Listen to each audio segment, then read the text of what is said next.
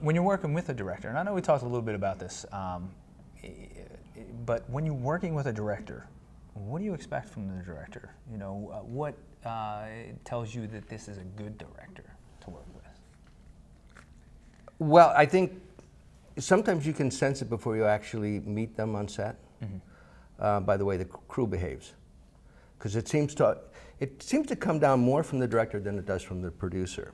So if the director is respectful, is knowledgeable, it tends to filter through.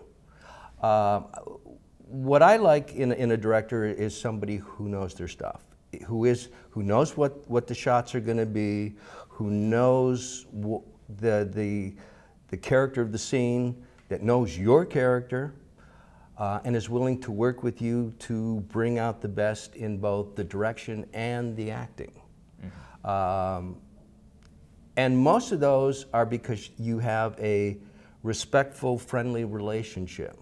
You know, and a lot of times, you know, and you've been there, where you get on a Hollywood set and you're a day player, and it's like you're not really much better than an extra. You know, it's like, do this, do this, do this, okay, let's move on. It's like they don't want to bother with you. They just need to because they need to get that shot. Sure. And there's other people, even Hollywood directors, who just are so happy to have you on the set. And they want to work with you, and they're very nice to you. You know, they're not going to fawn over you, but, you know, they're very nice, respectful, and I think that's what I'm looking, you know, and you can tell sometimes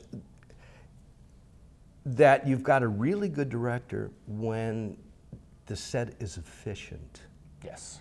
You know, and the perfect example of that, I mean, and we see it a lot with independent films because they have to. Yeah. But, you know, the perfect example of that is Clint Eastwood, who, you know, when he's doing a film, every crew member in the world wants to work with him. Sure. Because he's respectful, he's fun to be around, he knows his stuff, and they don't do as much overtime. Yeah, and from what I hear, he wants to go play golf. So 4 o'clock, he's done. So he can get out and at least get it, you know, 9 holes in. Get in. And also, he tends to work a 5-day week, as where most people work a 6-day week. Okay. And, you know, interesting, you would think that crews love that overtime. But, you know, after 6 weeks, you're exhausted. Yeah, you are. Even if you're working basically an 8 to 10 hour day. Yeah. And they work a lot harder than we do. Yeah. Of course, they're on set the whole time. They're on set the whole time. We're sitting in our trailers. Right. You know, I mean, yeah, we're preparing and stuff like that, but, you know, they're moving equipment, you know, they're there the entire time. Right, and we're nice and cozy in either air conditioning or heat, and, you know, they may be out in 10-degree temperatures or 100-degree temperatures the whole time. Yeah. And that's one thing, you know, as a young actor, you know, you've got to realize that. You've got to get on set, and you have to respect the other people who are there working.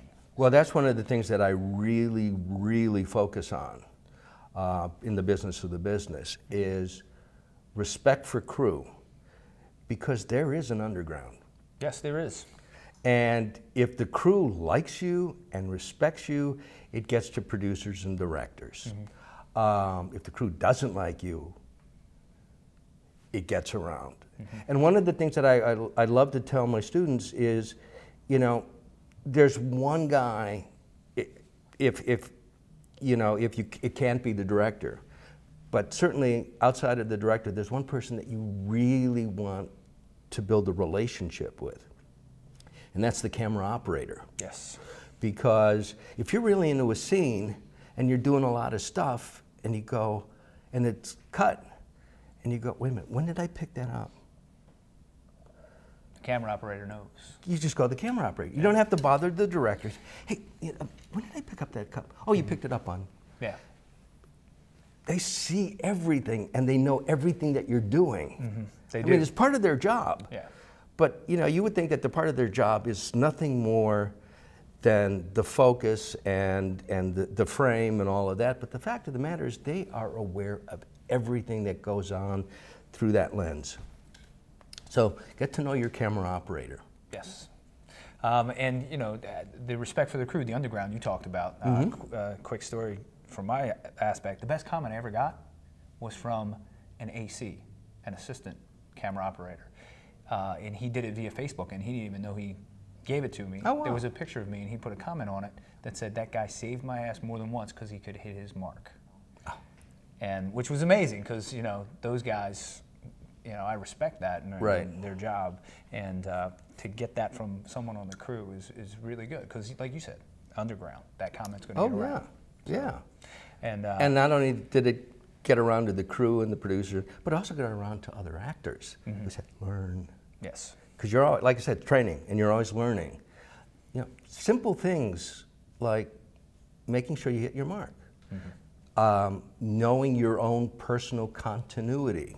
When do I pick up this? When do I do that? Making notes, particularly on a small budget film or an industrial. What was I wearing in that scene? Sure. Because I remember I was doing an industrial for the IRS, and it was like a 7-day shoot. And it was, you know, it's one of those that you pray for to get not just a half a day or 1 day, but, you know, the whole thing. And it was taking place over like 4 days. And of course, because of location, you're bouncing up and down all over the place. But I had, you know, made notes of my costume. So they told me to put on this costume, and I went in and I said, no. That's not right. No, no. This is day 4, right? Yeah. I said, see, this is what I was wearing day 4. And that saved them a fortune because they would have to come back and reshoot that. Yep, most definitely. And, you know, a lot of times on set, actors don't understand that, hey, you know, if you know something's not right, you better speak up. You know, because you're going to save them what? Money. Right, exactly. Yeah. And of course, there's a way of doing it. Yes. You know, tact. Yeah, tact.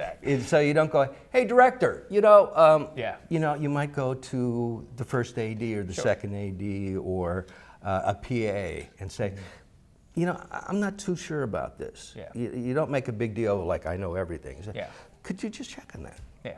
And then, you know, and then they love you. Yes, I've seen that happen more than once on a set. And even if, you know, there is that little question, just to double check it, just to make sure, you know, is always important. It's better for you to be incorrect. Yes, than it is for them to be incorrect. Most definitely.